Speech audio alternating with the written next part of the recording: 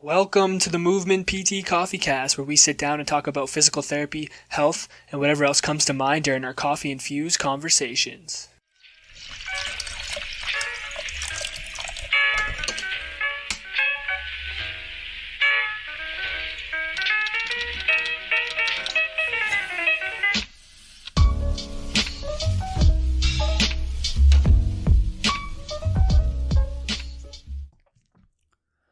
What's going on, guys? Welcome back to the Movement PT Coffee Cast.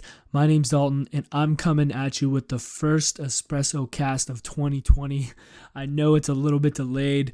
It is February 10th as I sit down and record this episode, but I'm super pumped to be back with you guys. I hope you all are doing well. I hope your year is off to a great start. It's crazy that we're already almost midway through February as I record this podcast, but I am excited to be back. This is one of the two episodes that we do here on the PT Coffee Cast. This episode will be a short podcast where myself or will come on and we'll talk about a particular topic, a thought, something that pops into our heads throughout the clinical experience throughout the week, and we bring it to you guys and let you guys think about it, comment on it, give us feedback. And then our other episode is our interview episode where we sit down with other healthcare professionals over a cup of coffee and we talk about the state of the profession, where we can get better, how we can learn from each other, and continuing to best serve the people that we see daily. Guys, it's been a minute, and I'm happy that I was able to get through that because I almost forgot what I used to say on the podcast. We're back, guys. One of the things that I wanted to say that was pretty cool, obviously it's been a little while since we put out an episode, but the cool thing is like the support that we continue to get from you guys, like our followers and our listeners, with regards to the podcast. I think we've had countless number of messages of people reaching out and listening to the podcast and taking value away from older episodes. And like, it's just super humbling to know that like there's a lot of really good episodes that we've produced, that people can go and listen to, and they kind of live on the internet for as long as this thing keeps going. And the fact that people are still taking value away from our old episodes, or still listening or following, even though we have not put out a new episode in a little while, is truly humbling. So guys, thank you so much for the support. It really does mean the world to us, and we hope that we can get back to being consistently posting episodes and bringing you guys value. I do have a little bit of a topic to talk about, but before we jump into that, I do want to say, if you want to listen to some of those other episodes, head over to iTunes, subscribe to the PT Coffee Cast, give a listen to some of the episodes, leave us a review if you take value away from it, and then share it with one other person. Also, we have recently started posting more content back on Instagram. It's also been a while since we posted there, but if you want to follow us on our social media platform to get some info from us, you can head over to Instagram, Facebook, and Twitter at the MVMTP. Geez, see, it's been so while. It's been such a long time. At the MVMTPTs. You can reach us to... Okay, let me just take a deep breath here. You can reach out to us, themovementpts@gmail.com. If you guys have any questions or thoughts, please hit us up there. Also, Instagram is where we're most active. All right, now that I've struggled for 3 minutes, let's see if I can get through today's topic. Recently, a lot of like people that we know that were physiotherapy residents in Canada have found out that they have passed their exams and they have now become official physiotherapists. So just wanted to give a big shout out to all of those people, as well as anyone in the US who, I think it's been a little bit of time since they found out about passing like their board exam, but like I'm super pumped for those people and like welcome to the profession. Seeing these posts on Instagram kind of had me reflecting a little bit on my experience, moving from like that physiotherapy resident to official PT. And it was about a year ago this time that happened. And I think reflecting back, it's crazy that it's been a year. It's been a whirlwind. It does not seem like it's been a year. I've learned a lot. I've struggled a lot. I've failed a lot. And that's something that I kind of wanted to talk about today. And it's something that I still struggle with daily, but is this idea of failure. And I think as healthcare professionals and people who care, we genuinely want to help every person that comes through our door, and that oftentimes we can attach other people's failures to ourselves and have it be a reflection of who we are as a person or as a clinician, and that can become a very slippery slope. And I do this still, and I'm getting better at it, and I did it a lot early on, even though it's only been around a year and a half since I've been practicing, where I would tie other people's successes or failures to me as a person and even as a clinician. And I think what we need to do, or what I just want to have, newer students or physiotherapy residents that are becoming physiotherapists and are gearing up to like go after this thing, is that just because someone doesn't get better doesn't mean that it's your fault. It doesn't mean that you're a failure. It doesn't mean that you're bad at what you do. There are so many factors that go into why someone improves, and ultimately the success of a client's like rehab journey is going to fall on them. It's going to be them making a decision to commit to a plan, to be open to experiencing the things that you experience throughout a rehab treatment plan. And oftentimes, if they're not open to that, or if they're not ready, or they're struggling with it, they may not get better. And this ownership does not solely fall on you. Now, I don't want this to be a free pass for being like a shitty clinician, or for not, reflecting on where you can be better, because I think that's also very important, and that's not what I'm saying. There are many times throughout my year and a half doing this thing where I've reflected on situations where I have done a bad job, where I have messed up, whether it be communicating, whether it be, listening to my client, whether it be like completely blowing up someone's like beliefs, and then it turns them away from me and they don't want to come back to see me.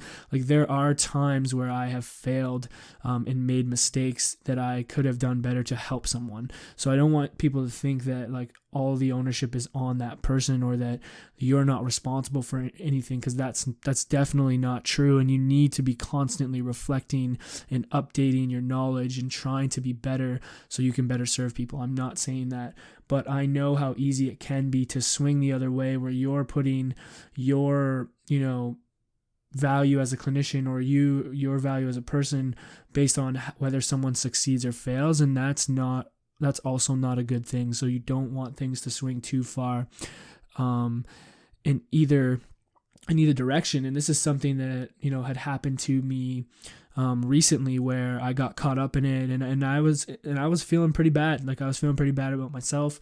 I felt, I was constantly questioning myself, getting a little bit of that imposter syndrome. And I think a lot of it comes with when you've been working with someone for quite a long time, and they're not seeing big improvements.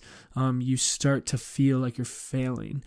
And I think that can then lead to spiraling into a lot of these negative thoughts, putting you in a crappy position, which then can ultimately actually affect how you interact or work with that client, which then can make their situation a little bit worse. So I was having a conversation, with a coworker who I'm not going to name his name, but he was giving me some advice and thoughts on that. And we kind of talked through like my plan of care and how I've interacted with that person, the things that I've set out, and what I was doing well and maybe what I could tweak.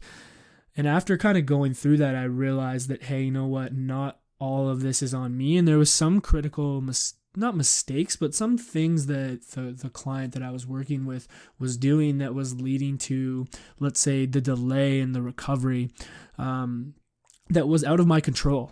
And I think when you're in it, you don't really see that. It's hard to stop and think about that. You always want to put the ownership on yourself, which I don't think is a bad thing. I think we need to own those things, but at the same time, we have to remember you're dealing with a human that is complicated and hard and going to make mistakes. And once I was able to sit down and think about those things and reflect on them from both sides, I realized that, no, this isn't a reflection of me being a bad clinician or me a failure as a person. It's just the struggle of working with human beings. And it gave me some insight actually into how I could then go and navigate the situation with that client. So I actually then end up having to go and have a conversation with that person about some of the things that I think was holding them back from potentially seeing their success. And I had been working with this person for a while, so we had built up a pretty good relationship. And so I had that conversation, and it was a tougher conversation, excuse me, to where, I said some things that kind of challenged them a bit. And it went well, and they were accepting of it. They responded well to it. They agreed with me in some sense, and then we ended up coming up with a new plan of how we could continue to move them forward and try to get more success. And we're currently working through that. And we've seen little improvements, but it just made the overall whole situation a lot better for me, because then I wasn't like, feeling like I was failing or going through all this negative thought process that was like then affecting how I was interacting with this person, which ultimately could affect their outcome. I was more okay with the situation, and then I even had a conversation with them that I'm hoping will be a good stepping stone to getting them well on their way within the rehab process. And I know I'm ranting a little bit here, but I just think it's important to think about these things and realize these things. And I'm going to tie it into another podcast that I had listened to, and it's with regards to Kobe Bryant. I was listening to a podcast with him on the School of Greatness with Lewis Howes, and obviously in the passing of him and his daughter, like, which was obviously terrible to hear, I started looking into a lot more Kobe Bryant stuff, because he was a great individual, as well as obviously a basketball player. But on this particular episode, Lewis, the host, had asked Kobe about what he feels about failure, and his answer really was, in my mind, profound, because he gets excited when he fails. And it kind of blew me away, like someone who's had so much success in their life, like playing at the highest level, was one of the best basketball players, had won NBA titles, had been on the Olympic team, has built businesses, has a successful relationship with his family, like all of these things where he's succeeded. He still answers that he gets excited by failure. And it really just kind of hit me and made me want to start to switch my mindset around things and not look at failure as such a negative thing, which I know it's so easy to talk about, but actually getting excited about when you do fail and seeing it as an opportunity to better yourself and improve, so that the next time it doesn't happen again. And I think just switching that verbiage or that thought around failure can really help us as clinicians, and as people, because I think we all have this tough relationship with failure, rightfully so. But I think if we start to switch it a little bit, it may help reframe how we can be better. So I just wanted to share that with you and tie that into this podcast, because it really did hit me. And since listening to that podcast, I've tried to use that mindset around things and just look at my failures as an opportunity to grow and be better. And it's not necessarily a reflection of me as a human being. We all make mistakes. And as long as you're learning and trying to get better from those failures, that's all we can ask for.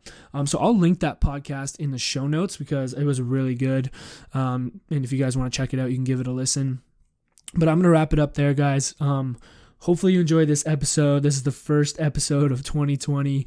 We're back with the EspressoCast. My hope and Will's hope is to start putting out more interview episodes. We do have 1 or 2 lined up. We also want to hop on and record some episodes ourselves to start pushing out some more content to you guys, because we do love this platform. We love sharing information with you, and we want to continue to provide that for you. So stay tuned, guys. Stay patient. We're going to try to get more out to you. We've been working really hard. There's a lot of big things going on with us that hopefully we will be able to bring up to you guys at some point.